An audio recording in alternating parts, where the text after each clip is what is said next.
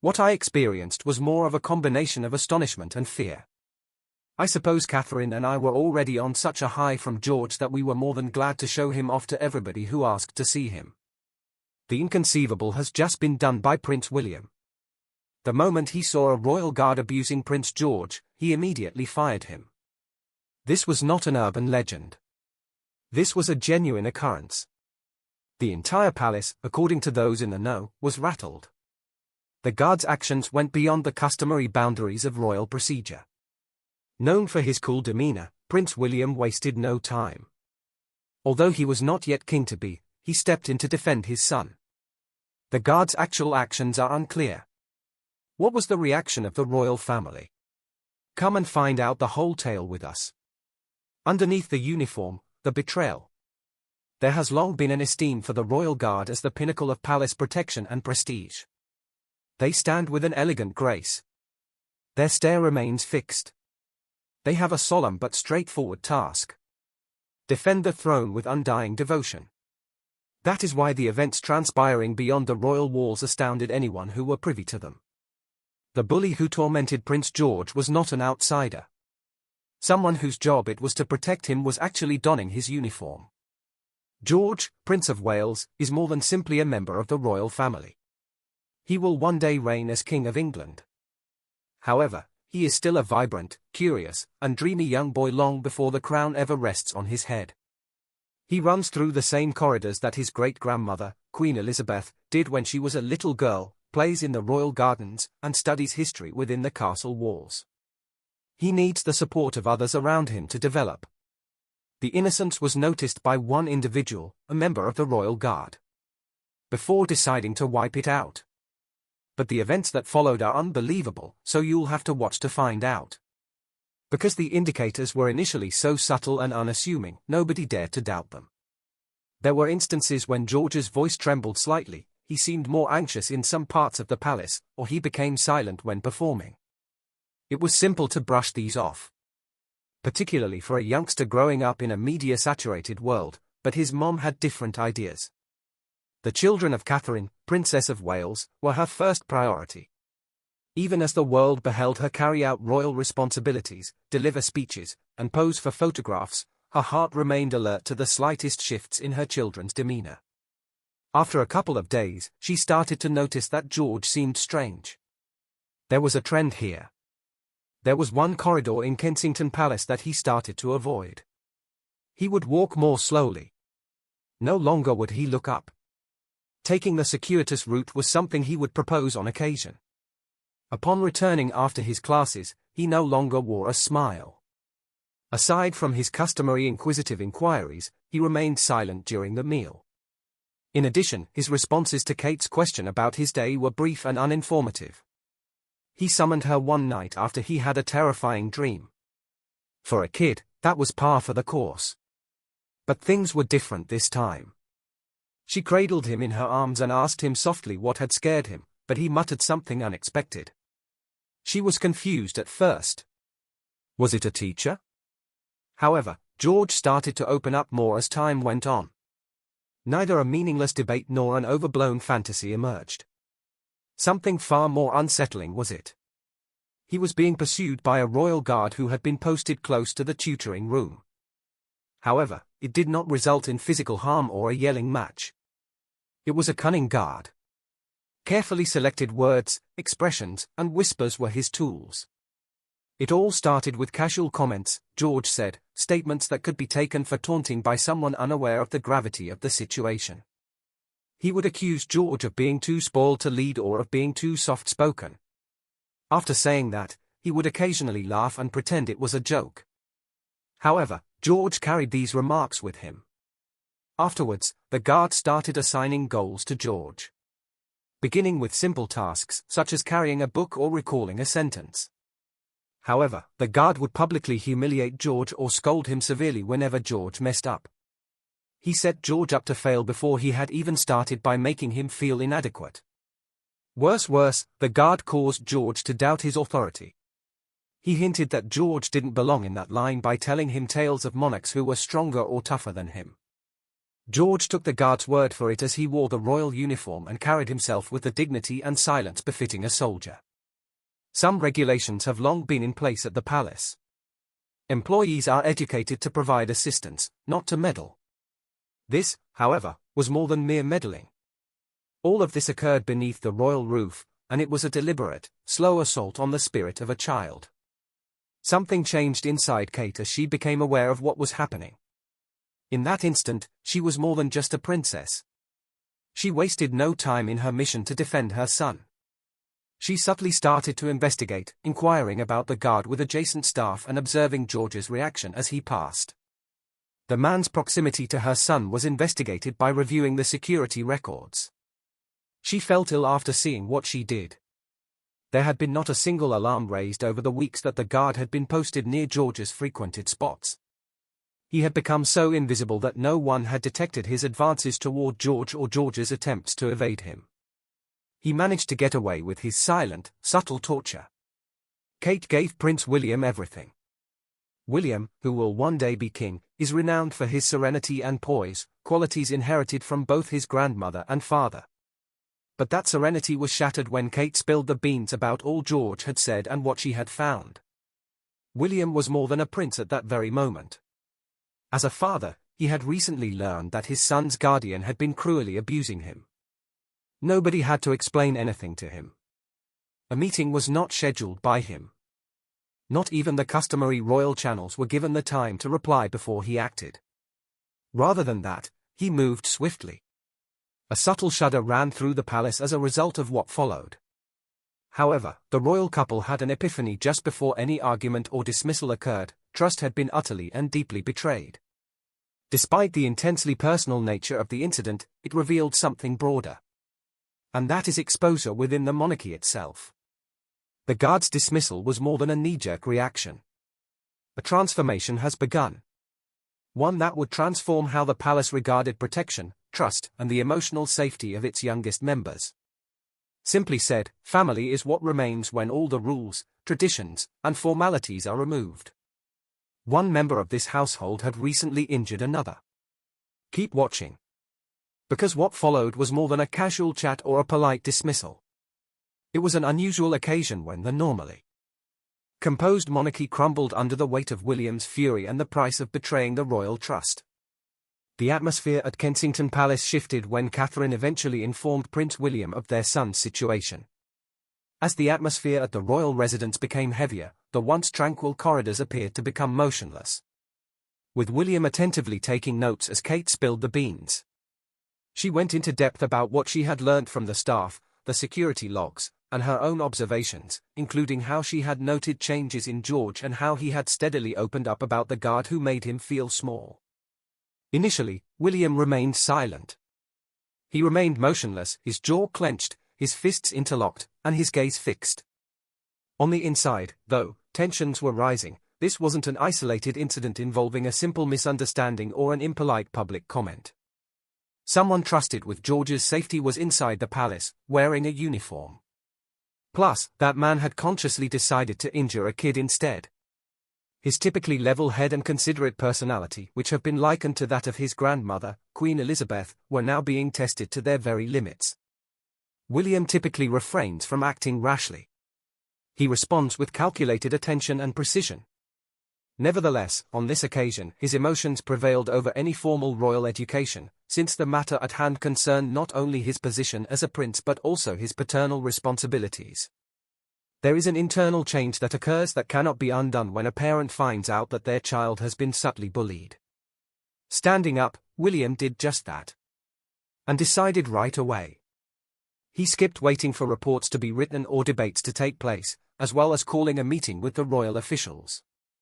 Without further ado, he demanded that the guard be brought before him. Arriving in full uniform, the guard stood erect as usual, perhaps assuming this was no different from any other routine request or check-in. But he recognized something was amiss the second he laid eyes on Prince William's countenance. William didn't yell or raise his voice, but his expression, cold, serious, and filled with disappointment, said something. William relayed to the guard what he had overheard, paraphrasing George's words while also bringing up the dreams, terror, and shifts in feeling. He did not inquire about justifications or the guard's perspective. Because in that one instant, it was irrelevant whether the guard believed he was being serious or not. It was enough that George had been harmed, that much was obvious. The guard made an effort to clarify, saying that what was happening was merely playful punishment or words used to foster character development. Children don't scream in response to fair punishment, they don't run away from true kindness, and they most definitely don't experience nightmares because someone taught them to be strong. William, nevertheless, remained unconvinced. Someone wearing a royal emblem had made George feel weak, unworthy, and terrified. William then turned to him and said, "You're done here," using a quiet, decisive tone. The guard was immediately fired. His dismissal was swift. He was neither relocated to another section of the palace, nor was he granted an opportunity to quietly leave or resign. On the contrary, he was immediately relieved of his duties, stripped of his position, and led out in an approach that was blunt, solemn, and clearly intimate. William was well aware that he was going against palace protocol by doing this. Reviews and complaints are typically documented by guards, who then issue warnings or second chances to those who do not comply. However, this time would be different. Harm had already been inflicted upon his son. Shock spread across the castle. Since royal decisions typically take time, some staff members couldn't believe how quickly it had transpired. Still, this one was immediate. Everyone was profoundly affected by William's fatherly behavior prior to his princehood. The word got around fast among the soldiers. The fact that they were taught to remain silent and punished didn't stop them from whispering about what had transpired, though. Surprised were many. And a few were downright terrified. Above everything else, though, they had a crystal-clear understanding. The royal family would not stand for anything that put their children in danger. A person's tenure or the prestige of their job were irrelevant. It was game over for them if they went beyond. Not only did this safeguard George, but it also encircled Charlotte and Louis. Bringing it home to the whole royal family that being a soldier is about more than just wearing a uniform. It's about being considerate, respectful, and vigilant in defending those who are weakest, even when no one is looking. The broader royal system, which had a reputation for avoiding issues for a long time, also received a powerful message from this. William's decision to take swift and visible action within the palace walls demonstrated his fearlessness in dealing with the situation. However much it defied convention. In his efforts to safeguard his son, he was also ensuring the continuation of the royal family. This choice wasn't made lightly, though. As soon as King Charles was notified, discussions began behind the scenes. The explanation was okay with him, but the pace had him completely taken aback. Since King Charles has always been a stickler for protocol, valuing reporting, documentation, and keeping private matters out of the public eye. However, William had changed his behavior in a fundamental way. A subtle strain developed between the father and son as a result of his departure from the norm and his action before the palace could react in its customary delayed manner. King Charles, who is also a father, understood the terror and fury that accompany witnessing the hurting of a child, therefore he could empathize with William's actions despite the tension. There may have been some whispers behind closed doors in the palace, but no one spoke out against it, and it was deemed resolved. The sentinel had departed. A peaceful recharging session within the palace ensued thereafter. Changes were made. Respect for staff boundaries was emphasized. The guards were reminded of their actual responsibilities. Ensuring the mental well-being of the royal children was of equal importance to their physical safety. George, on the other hand, started to feel better. His recollections of the events persisted, and he found that some days were more challenging than others. Now that the guard was gone and his parents were all around him, he started to feel safe again. It was made sure that he got access to a counselor by Kate and William. Someone he could confide in a more private setting, and they made an effort to spend more time with him, reassuring him that home was still a safe haven. And George picked up a valuable lesson even at an early age. His loved ones heard him out when he said anything was wrong, therefore it's all right to do the same. As for William, he never once felt remorse. Not only did he make the correct decision as a father, but he also made the right option as a future king by firing the guard. After all, what sort of monarch would he be if he let danger persist beneath his roof? Even though it hurt, this occurrence showed us something strong. It proved that titles don't define leadership, rather, leadership is about getting things done and, at times, prioritizing people above procedures. Even if this incident went unreported by the media and the royal family, it will remain etched on the minds of those who were present at the palace. It was at that very time that Prince William emerged, not as a traditionalist but as a courageous protector of what was truly important in life. The narrative didn't finish there, though, and that is what made it so powerful. For the simple reason that there is one thing on which William and Catherine have never wavered. They are concerned about more than simply their own children's safety. All children are wanted by them. The battle against bullying was far from over, occurring outside the palace grounds. From coast to coast and beyond, they have carried out this objective. Also, make sure you don't miss this portion. A royal guard's overreaction was only one part of the ongoing struggle against bullying inside the royal family. What transpired at Kensington Palace was far more significant. The royal family's long-running, covert campaign was also brought to light. When Prince William let go of the guard, it wasn't merely for safety reasons. It was an assertion. It proved that respect, emotional safety, and kindness are as important as formal rank and tradition. Not only that, but this forceful reaction was planned. The royal family has maintained this dedication for decades, and it is an integral aspect of that commitment. The royal couple, Prince William and Princess Catherine, have been vocal in their efforts to prevent the abuse of children. In particular, harassment. The treachery of the guards was not the beginning of this task. They have experienced it for a long time. Efforts to make young people feel safe, appreciated, and understood have been driven by them, behind their public smiles and regal duties. They have been there for the downtrodden and for the voiceless, supporting those who feel invisible. Their goal is to create a better future, not only alleviate suffering. Where there is less need for children to endure silent suffering. The Diana Award is a prime illustration of this type of work. Princess Diana, Prince William's mother, was well known for her compassion and dedication to the underprivileged. Her legacy lives on through this organization. This organization's anti-bullying campaign is a strong suit since it reaches out to students all throughout the nation. Unlike other royals, Prince William is actively involved. Along with children, he meets. He attentively hears their tales. He wants them to be proud of their unique qualities. He reassures them that their unique qualities are really assets, rather than liabilities. He has spoken honestly about the enduring pain that can result from bullying. He has also done his part to bring attention to the fact that it is extremely harmful to the mental health of young people.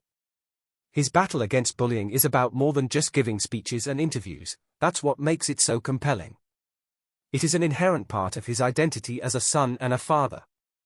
It represents his ideal self-image and the kind of monarch he aspires to achieve. Prince George's tragic ordeal was heartbreaking, but it revealed William's principles to the world for the first time. His immediate action to shield his son from harm exemplifies the kind of global leadership he aspires to establish. He dreams of a society where adults trust in kids, where kindness is instilled at a young age, and where people in charge respond swiftly to acts of violence. In addition to publicly sharing this objective with him, Catherine also conveys it from personal experience. She is familiar with the sensation of bullying. She was merely a girl at school for a very long time before she became a duchess or princess. Reportedly, she departed Down House after enduring severe bullying in her early years there. Isolation and bullying at that time have stayed with her. However, she did not allow her suffering to define her. Rather, she transformed it into a source of strength. Instead of reacting angrily, she decided to fight back deliberately. Because of this, the mental health of children is a major focus of her duties as Princess of Wales. Bullying, she now knows, may have psychological as well as physical effects. It can lurk subtly in a child's mind, making them doubt their value. And the harm of that type is equally grave. She has worked tirelessly to eradicate the taboo surrounding mental health through initiatives such as Heads Together, which she co-founded with Prince William and Prince Harry. She has gone to different schools, sat with kids, and taught families how to have healthy, shame-free conversations about their feelings. Her mission in life has always been to reassure kids that they can reach out for support when they need it. To further assist in the early detection of bullying, Catherine has also donated to programs that provide training to educators and parents. In her view, children can be shielded from harm before it becomes unbearable if adults just pay attention. Protecting children entails more than simply intervening when things go wrong, as her actions demonstrate. Before anything can weaken them, it is important to construct strong, loving systems around them. King Charles has a personal past that is related to this purpose, even though he does not center his public role upon anti-bullying charity. Gordonstown was a Scottish boarding school where he spent his formative years. According to numerous accounts, he had a truly challenging experience there. The phrase, "Colditz in kilts," conjures up images of icy classrooms, severe punishment, and bullying, as he once put it. Rumor has it that he was bullied, shoved, and left to feel completely alone. The royal family has a history that includes these events, albeit they are seldom discussed in public. As well as the elder generation's perception of the importance of empathy and emotional support in royal life. The campaign against bullying by the royal family feels all the more genuine because of their hidden history of hurt, followed by years of healing and duty. Their work extends beyond the realm of photography. It influences their choices as leaders, parents, and individuals, and it's something they have to live with. So, William's decision to fire that guard was more than simply a result of rage. A stone line had been drawn. It served as a sobering reminder that one's rank or uniform cannot justify brutality. In that instant, we realized that the destiny of the castle, like the world outside, depends on bravery, fairness, and kindness. Even though they aren't flawless, William and Catherine are making an effort. They are speaking up for causes that have been suppressed for far too long by utilizing their positions. A lot of people, including kids and adults, still feel uncomfortable talking about, but they are bringing it to light. They are doing this for the benefit of all children, not only their own, who have ever experienced feelings of inadequacy, terror, or rejection. Their example as leaders should serve as a global warning that bullying has no place. And that all individuals, regardless of age or uniqueness, are deserving of dignity and respect. Although the guards' actions may have set this scenario in motion, the most important thing is the royal family's more profound reaction. This reveals not just their identity but also their dreams for the future of this planet. But wait, there's more. In a royal family molded by public service and personal tragedy, the battle against bullying is more than just a cause, it's a heritage. And as the royal children grow up, that legacy will only get stronger. Is Prince William's decision to immediately dismiss the royal guard the correct one? Or should the royal protocol and an exhaustive investigation have been followed initially? Leave a comment with your thoughts. Please hit that like, share, and subscribe button if you found this video entertaining. Additionally, please select the video that will play next. We guarantee you will love it.